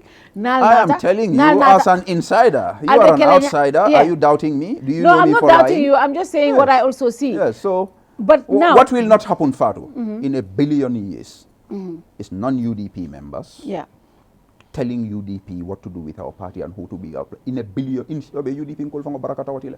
Imantra na party la fanto la party weta mala nyamete ofo atakela nyimbanko kan lan yalong arawa ni ko lan la na hiyatun wa inkarun men ne manke amantra kila ngotakela watakela nyimbanko kan na party yon lafta me tambi wala be tambi inshallah bi idnillah. So during the local government elections, from the chairmanship to the council, mayor, council election or local government bay, ali momentum build. You guys, you know, build the momentum, considering coming from the presidential. How are you going to, as campaign, how are you going to keep that momentum to 2026? Are you able to do that? Do you have the resources? Do you have the all it takes to be able to keep that momentum to the presidential? Yes, indeed, and alhamdulillah, we thank Allah for it. The base is solid. Even those few people, not quite few actually, because some of our supporters really lost steam after the alleged loss of the 2021 election. But with the rebound in the parliamentary and the local government elections, a lot of people have built up energy, and even outsiders wanting to join our party. So to build up that momentum, it's not difficult. UDP party, I mean, politics is difficult. It depends on money, but our supporters are generally very content, and we don't have to use money to induce anybody. I go to some football tournament and inspire youths, give them balls. Momodou Sabally is in Basse. They say, "Ko mu fenkol today. Ato letara court ilamoy loje. Ato letara court. Alko baro e mol induce like carrero le dia nin kato. Baratol fanan katala ka katol di molla. So inducement lo wote. Nin tatanga kato di lan ko e fe akala ma fo e carrero fa carrero be kala inducement nyadile. I am doing that now. Is there any election? But Ali akele election time. No, make many yake fallon. So what's happening? What I'm telling you is, UDP, even the executive doesn't have to pull out money to hold activities. The people of Kiang Nema, you know, these Kiang people, their economy is very, very subdued. There's no market in the whole of Kiang. So, but they held celebrations on their own. I mean, you were awed by the amount of resources that are. For me, that's bigger than any political rally. They were celebrating the victory of their ward councillor of, I think it's Jifarong ward. So you have all of these activities. The activities will continue. UDP in Cole, even right now, there's a UDP meeting somewhere that I don't know about. So it's easy, and people, I know people who were against UDP in 2021. But because of the maladministration, the rampant corruption, the lack of opportunities for youth, lack of job for youth because of these deportations and the myriad other problems that are happening, ministers stealing our money and the president behaving as if nothing is happening, the stadium project failing and the youths cannot watch their national team, and a million other issues. Some of those people who were against UDP in 2021, they are coming to me, Sabally, we are sorry, we made a mistake, we are voting for you. Because of my disarrest, a couple of young people came, bro, ñun votal in 2021, the why gis nañ luy xew ci dëkk bi fu mu nekk ni parallel ñun ñëpp we are coming. I'm not making this up. And these are from population segments that you don't even expect. Let me tell you, Fatou, I'm cool with all young youths of this country. Yeah. There are certain youths, I don't talk to them about politics. They know it. MC Cham, before he took the decision to come to UDP, I never asked him to come. Yeah. And there are many people like that. I hang out with them. But now you have these youths who are coming to me, Sabally, I need my ID card, a membership card. I want to join the UDP. So all of these things are happening. And my biggest supporter in this country is President Barrow. He's making my job so easy for me by the malfunctioning of his government. Every day new disaster, every day new scandal. So people are even leaving NPP coming to UDP. And Fatou, there's a level of my activities. I will not go into the details. Tell us, give us a My non-political activities are my biggest assets in bringing people to UDP. I will not give the details. Wow. My opponents are watching. They don't have ideas. All they do is come and see what UDP is doing and go and copy it or stop us. We learned a few lessons. See you in 2026 State House. Inshallah. Well, I'll keep this video. I'll keep this video. I'll definitely keep this video. Yeah. Finally, to the hundreds and thousands of supporters of Momodou Sabally who are worried, are concerned. I know you are on bail. You're supposed to go back to court. We don't know whether you will go to court, but you have been charged, so there should be a court proceedings, right? To those people who are really worried, and what would you say to them? Well, first, I want to thank them for their support and trust and confidence in me, really, Fatou, because if a whole government is coming up with trumped-up charges against you all the time, and I know the government targeting me, making me their #1 target, it's not only about trying to get me in jail, because this government knows that I'm law-abiding. They are lawyers and police. You know what I said before you go? You know what I said? Yes. Actually, 2 days before that was Yankuba Dabola court. Court. Yeah. I call MC Cham. Manoko yo MC Cham. Sa boss sa young Talib Bensouda ak Sabally yéen a gën a tapé doo leen dem si benn protest da ngeen rag. I said this and I didn't know ma ne ko xam naa ne yow doo dem sa boss Talib du dem Sabally du dem yéen da ngeen ragal yéen na ngeen wax binda wax ju rëy waaye protest ñëw ñu leen ko. And I said that to MC. So, and the following day, when MC, and I said, boss, dem na. Munema, no, demu de. Yo demu lo, Sabally demu. Munema, hanga ñun, den wex dunga. Suñ deme, afam luy xew, so mo tax duñ dem. But you don't even go to protest. Like, to be honest, I don't like the idea of protest. And for one main reason, once you bring people out and you mobilize them, you lose control. And in a mafia system, even state security can mask themselves and come to pretend to be supporters of your party or your movement to create trouble and to implicate your movement's leaders. So generally, that's why I don't like it. But the Young's case in particular, some people ask me to go. I say, I'm not going. Fatou, I have an electric effect on any crowd by the grace of Allah, mashallah. If I move into a crowd, it gets excited. And I know, having a youthful crowd next to paramilitary, if I get in there, there'll be a problem. So all of this is try to avoid trouble between my party and the state authorities. I mean, I wish I could say all of the steps I took to try to avoid an incident between the paramilitary and UDP supporters at Young's court. Wallahi, all of you know, but I know the situation of the country, and I know my party is at pole position on cruise control to the presidency in 2026. It is not in the interest of us as opposition for there to be violence and chaos in this country. It may not be the interest of the state as well, but when it happens, the state just brings out their forces and uses it to oppress the people and to limit people's freedoms. So as a responsible opposition member, as part of a leadership of a party that's led by a constitutional lawyer, whose standing instruction is don't break the law, don't get involved in violence. I called the UDP National Youth President during that week when all this noise was coming that way. I said, you know the party leader's standing instruction? He said, commando. In fact, his voice is echoing in my mind. So I don't do it And I don't want it. I don't want any problem in this country. We've gone through an electoral cycle successfully, by and large, peaceful elections. I don't think it is necessary for there to be any conflict or drama between NPP or UDP or NPP using the security forces to create chaos by pitting them against the UDP. I don't think it's necessary. I don't want it. I am doing everything to make sure it did not happen. In fact, there was a moment during my last detention when they were trying to stain me with the alleged coup, when the imams came and a particular sister of mine came. Because I was very angry also. And I knew that I had a backing outside that was willing to protest on my side. So when they came for the mediation, they said, you know, Sabally, we know you are with the youths of this country. Your party youths and those who want to protest on your behalf, they are your youths. But this paramilitary too, they are your youths. They may be taking command from the police authorities and they don't have a choice. But I said, do you want these protesters to come and face this? Or that was a light bulb moment for me. It was that moment that I told the mediators, look, this is over. Whatever is going to happen, to make sure the protesters do not come and these youth protesters don't come and face these innocent youth paramilitary, I'll make sure it doesn't happen. And since then, I've been very, very careful about that. Wherever there is a crowd of opposition supporters coming into contact with the law enforcement, I try to make sure we avoid it. Because, Fatou, we know we are the most popular party and we know we are going to win.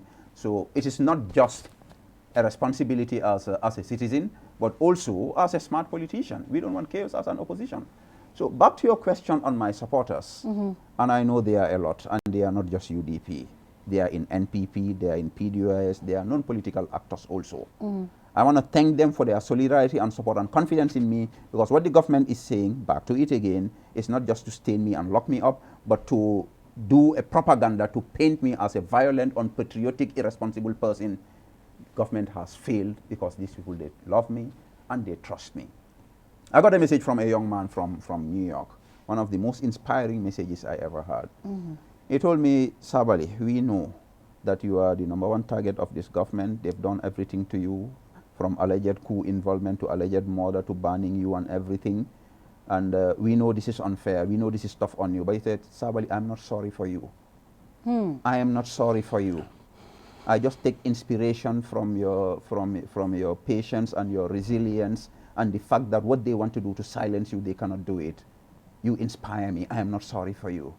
And I think I shared it on my Facebook page.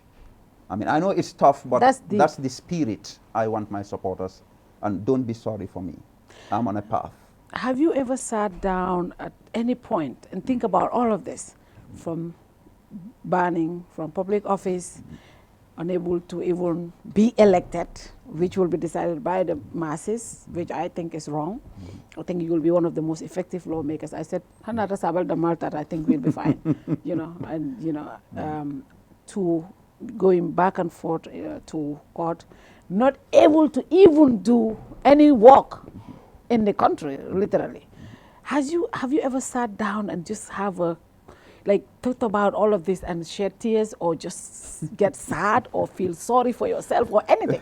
Have you? No. Really? You know, it's very interesting. I think there's a quote going around attributed to my wife, Jay, where she said, you think you can break this guy, you don't know the source of his inspiration. I think that's true. Fatou, the life I'm living is not a life that I planned. I was your straight A student from primary school, you know, high school, university. My first job was at the most conservative institution in the country, Central Bank. You don't have to deal with any of thing. Yeah. I was a permanent secretary at the Ministry of Finance at the time, one of the smartest Gambians ever, Sirin Cham, who poached me from the Central Bank to bring me as National Budget Director. It was from there that I became Secretary General, Head of the Civil Service. I was not even dreaming of that. My career path was different. But Allah does not make mistakes. I went there, was fired, sent to jail. You know, sometimes when God is making somebody, you think he's trying to destroy him. Allah knows best. He's the ultimate possessor of all wisdom. Sent to jail, back and forth. Look at my trajectory prior to that. Nobody would ever assume that Momodou Sabally would go to jail. And in any country of law, Momodou Sabally will not go to jail in a billion years, because I don't have that intention. No human being is perfect, but I will never ever break any law by intention. Out of jail, I became head of GRTS, head of Observer. You know, from there, I was jailed again 2016 for broadcasting opposition campaign content in 2016. That same opposition group that won came and made me their #1 target, banned me and everything. So there's some kind of level of divine wisdom in all of this. I met a successful entrepreneur the other day. He said he listened to my last interview on Peter Gomez's Coffee Time. He was shocked. Yeah. The kind of things I was saying, he did not expect me to say. But that's because he doesn't know me. Because when it comes to the truth, Momodou Sabally has no friend. I'll speak the truth, whether it affects me and my friends positively or negatively. Yepama Emal. So he told me, look, Sabally, you know, all of these things, it's all on purpose. It's all on design. Just continue what you were doing. All I'm asking you, talk to the young people of this country. Give them hope. Inspire them. Guide them. Yeah. Al-Qur'ano. Full-Injil Kitabo. I mean, the consolation of philosophy. Boethius, Roman Sol, Marcus Aurelius, Ralph Waldo Emerson, I did a lot of reading to prepare myself for life. And incidentally, I'm a motivational speaker and author. I've been in this. I've read practically every book worth reading that can inspire and educate a human. Biographies from Albert Einstein to Benjamin Franklin, the Seerah of Rasulullah sallallahu alaihi wasallam, Steve Jobs, you name them. All these great people of modern and ancient times. And I know that what I'm going through is just a normal path of what they all go. Who is Momodou Sabally? He uncle Nimbedi, a little buddy bunka boy from nowhere. Alala kila, ala annabiyo wol batata. Ala mokendo la mansake woli esoron. Jumale Momodou Sabally. Kwe mananse batata mandine. Wala nakabiri modol nata njive bunja woto. Ikebe kumbola nkwe dukare. Jamuke wulolete. Ke okada damale. Malafi samatelo ntole kulu kombola men. Nabe dunna juju ko naka fole natare sara kajumbe mo natale bala fabalo. Ka buso take tilimbaliya. Kewulo mandinka ado yontol kulu wala ntol te kumbolante pisal nante mula koma inshallah bi idnillah ate bayla mako nyanta futala dambe futala jele na diata ala inshallah. And thank you very much, and thank you for being an inspiration to a lot of us, especially people from our area. Thank you. Ngamwe na brother ateo ngamra 04 song bayo song ate mi mbeke piayu bayo mi mbeke bayo mi mbeke piayu. Na ba alon defango iman diten dula killing bar ni mol natante ya ni story ka foye ko naltara fa ente ka ye sabari kawi ka man son domorola ko ko duga da fa commando fama be domorola yalo Mayor Talib came there to see me with Tombong Sedi, and we were talking. I said, so Talib was supposed to go and see him. I said, Talib, please, can you tell my brother bull worry bull them. So I later had a conversation with Talib. He said Bayo Sabally mamuge leka de juicy ange duga digena nga banya leka. Another person came. I said, you know what? Buy him shawarma. I think he will like that. No. I think it was a bit reactionary, and you can understand why. I mean, it's injustice. It hurts. Yeah. It hurts, and you know Bayo. He will. You know he has a good heart. Very good. Bayo is not a violent person. Yeah. But he just expresses his emotions. As he speaks, and it's really. Yeah. You know, our experiences are different. I never knew President Barrow from Adam. I mean, I never participated in this struggle to change. Yeah. But Bayo was right there. He was right there. We still appeal to him to be calm, and I think he's listening. He's listening. Yeah, I think he's a nice guy. He's listening, yeah. He's a great guy, and, you know, I was very concerned. But, you know, alhamdulillah. Molmimbe Jubela, final message to the general population. We have over 2,000 people watching right now. I think a lot of them are inspired. 2,000 people, that's intimidating. Yes, I have. Some of them are Kiankas. A lot of Kiankas are there. A lot of Kiankas, a lot of... let me see the Kiankas. Kiankas and Badibunkas. Can you text if you are from Kiankas? I'm looking at Let them send stars first before they identify them. The Kiankas, let them send stars. Okay, Kiankolba, I'll stars send. Sabarika, I'll stars send. This one has already done for the whole of Badibu. No, that is not enough for all of Badibu. Stars, Jeruman for 500. More people will send. Well, Badibunkol Bulu, yeah. But let's see these Kiankas, yes. Yeah. Is there any Sarahulo sending stars? You will not see it in a billion years. Sarahulo? Yeah. Why? They don't make money. They don't spend it. Wow. Final message, Sabs. Okay, Fatou, I just want to say, what should I speak? English or Mandi? Anyone. Did you say Alamaiko Tatale? Okay, let me give him this mic to say. Sign, just sign. Let me give him this mic. No, can I bond there? Then yeah, use the nipper to add in different. Just hold. Okay, you go. I'll make fix that. How go fix? Can fix go? Sorry, guys. Sorry. Just come. Put the camera. Yes. What do bond direct? Yes. Sorry, guys. Sorry. What happened? Okay. All right. Go ahead. So I'll have to. Yeah. I think, yeah. Okay, like hold on. Munadema. Okay, go ahead. What I want to say in conclusion is that this is the Gambia. It's our country. Yeah. We are all Gambians. Whether you're opposition or in government, it doesn't matter. Okay. We have a common good, and that's the peace and hope for progress for the country. Governments come and go, the country stays. I mean, the example is not far away. Adama Barrow replaced somebody, and Adama Barrow came with a message. There are things that Barrow hated and the team in the previous government. President of America, what he said, Omar, you are late. The General Bakso. Omar Wali, me and my man Bakso, we have a problem. We'll you are tongoing Bakso? No, I think we have to go to UN Security Council. Bakso, I have to wear a green. Bakso will not interview you. He will not grant you an interview. So what I was saying, Barrow and his team cannot hate abuse of process, corruption, oppression yesterday, and then want to institutionalize it today. That doesn't make sense. We are opposition. We do not hate the government. Personally, I don't hate Adama Barrow, and I know that His Excellency Alhaji Hussein Odabo does not hate Adama Barrow. So they're in government. They have a way of running the government. We think there's a better way to do it. I don't think that should bring in hatred and unnecessary animosity. We are in opposition. Some of us had an option to join the government or go to opposition. We decided to be in opposition. Let them respect our decision. There are laws in the country, and no human being is perfect. If we go against the law or break the law, come for us. But don't try to use abuse of process, like the fact that the law allows you to call me Friday evening and keep me in a cell up to Monday. Do not abuse the process, because we know the law is on us. Don't do it. It's not good for me, but it's not good for you either, because you are looking for public safety and you are looking for support. The incident that orchestrated all the drama that we are in right now, 2 young Gambians dying.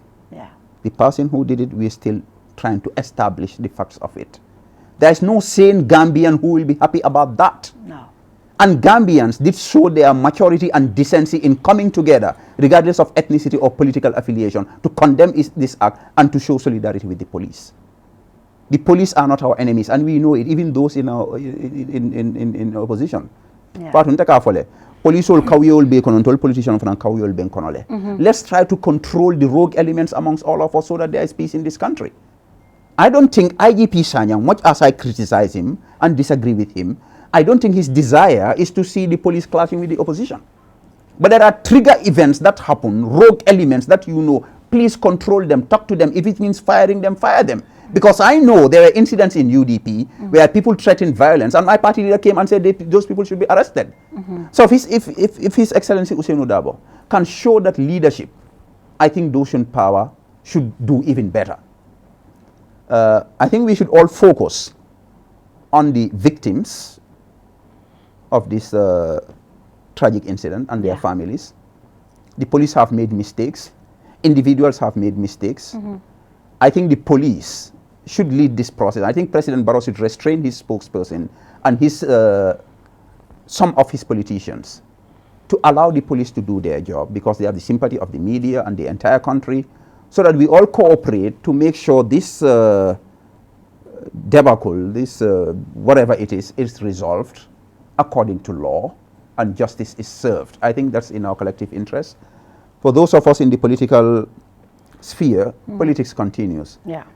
Fatou, I have lovers, friends, and admirers and relatives in NPP, in APRC. Yeah. You know, you just mentioned my man Bakso. Bakso, even yes. though he was not very happy. No, he said he's not happy that I went to. He says the way I did it, that is what was wrong. But Bakso is still my friend. And you know, occasionally sometimes the rhetoric gets tough. Yeah. But Bakso is still a brother. Okay. You know, Fafa, the first time I met him here at the Bantaba, Very nice you guy. saw the interaction. So Yes. if we can live in peace, mutual understanding and respect, let us not ignite hatred. Let us not ignite violence. Let us not support chaos in this country. It's a beautiful little country, the oasis of the entire continent. Let's preserve it. Let's preserve it. Jarutko. And preserve it we should do. Jarutko. Thank you so much, Sabally. I want to thank you for always making it. You told me I will not do an Ismaila on you. Yes, yes. Ismaila is still coming though. Well, I wish you good luck. I wish you good luck. Thank you very much. But Ibunga just said the credit. He said for my brother Momodou Sabally, Kiang Mansa. You see? How come you are Kiang Mansa? Of course, they hero worship me. In dunta kiyang in kidol lekana in suwol kambendung. In la chairman or landisane. I know I'm in New York right now. Thank you very much, Sabally, and to all of you that have been following. We want to thank you for watching. I want to thank my brother Mike Lemon. And Mike all by of you. the Sweden crew. That's my Very brother. Iwosila. That's my Respecto. That's my brother right there. Very supportive of Kerr Fatou. And we have these loyal supporters of Kerr Fatou. I said it at the beginning. Very interesting and very loyal. We have very interesting and loyal followers. Yes. Even Sisla Asin Al Jadama is your loyal fan. That's my son. That's my son, yes. And we want to thank all of you, and thank you once again for coming, and for all of you watching. Thank you for watching. I don't know how to say bye to 2,000 people, but at this point I have to say bye times 2,000. It does it. Yes. Multiplication. Yes, by 2,000. By times 2,000. By times 2,000. Yes, right? That's 2,000 buys in one statement. By times 2,000. Yeah. By times 2,000. Thank you, Sekou Toure, for the stars. Appreciate it. To you all, to the technical team, Sire, Charles, and the entire team, Mustafa Squire, thank you. And of course, we want to say thank you to our sponsors, Swami India. If you are in the diaspora and you are looking to buy comfortable apartments, homes, you know where to go to. Because these days people will always have issues sending money. You don't have to worry about that. They have a mortgage system where you can always put a down payment and pay monthly to be able to get your homes and first class standard built houses. So Swami India is definitely the company to deal with. It's a company that we recommend to you. The airport residency is few minutes to the airport. They have the duplex and other horizons and other apartments that they have right now. So if you are looking for a property to invest in, especially as apartments, call them. The numbers are scrolling right now. Thank you very much. We appreciate you all. And of course, I want to thank Auntie Aida for the beautiful abaya. Oh, Auntie Aida is my star. Yes, hi, Auntie Aida. Commando salutes you. And I did my own makeup today, and I started for the hair. Thank you so much. Good night to you all. See you next week with another guest. See you. Bye-bye.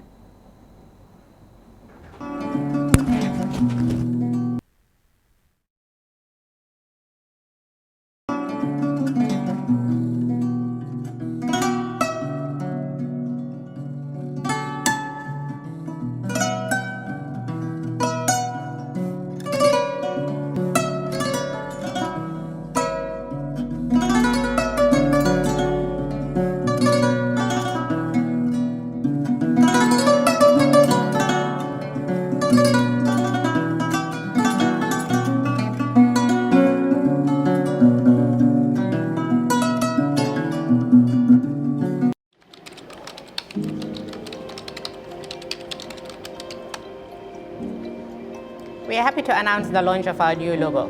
We have evolved since our incorporation in 1997, and it is time to refresh our new look to reflect who we are today. Before I reveal our new look, however, walk with me while I take you through our journey of the last 25 years. Trust Bank was incorporated on July 3rd, 1997 and began operations on October 1st, 1997. Following the collapse of the parent company of its predecessor, Meridian, the CBG stepped in and recapitalized the bank and held the shares in trust, thus the name Trust Bank. In 1999, the first investors who responded to the IPO and paid $1.50 per share received their maiden dividend of 50 bututs per share. In 2000, The bank fully paid back its investment by declaring another dividend of $1.20 butoots per share, making it a cumulative dividend per share of $1.70, which was 20 butoots above the purchase price. Between 2002 to date, share capital has increased from $27 million to $200 million, indicating that the bank has grown organically by plowing back profits to increase capital while at the same time paying dividends to shareholders. The bank was listed on the Ghana Stock Exchange in November 2002, being the first ever cross-border listing in the sub-region. Now let's talk about awards. The bank was awarded the insignia of the National Order of the Republic of the Gambia, ORG, in the year 2010 by His Excellency the President of the Republic of the Gambia. During the past years, the bank has received so many national and international awards. Banker Magazine, 6 times. Global Finance, 6 times. Gambia Chamber of Commerce and Industry, 5 times. We began operations with 3 branches. Now, we have 18 branches and 20 ATMs and counting. On digital services, mobile app, check. Online banking, check. Transaction alerts, check. Watch this space. We've got more coming. Creating employment, yes, we've got that too. 400 and counting. And we take great care of our people too. Medical insurance, life insurance, private and state pension.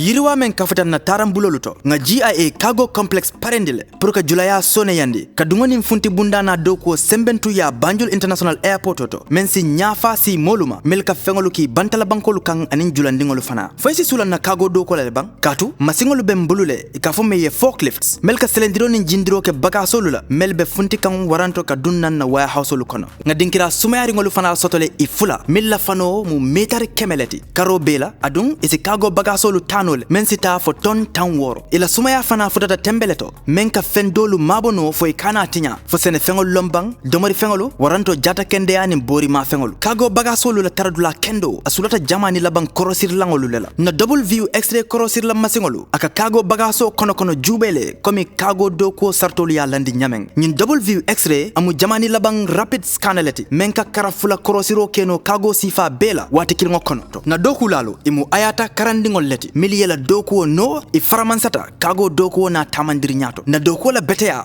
wayem futandi RA3 makamoleto men satin fo nse kago bagasolu kinole kata UK aning EU bankolu kan GIA ka hakili tenkungo dila na dokuo to ite nyina la men.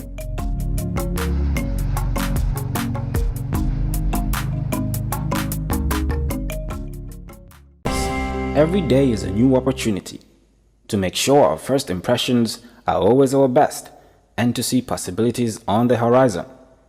to make our facilities and services more accessible and find freedom all around us.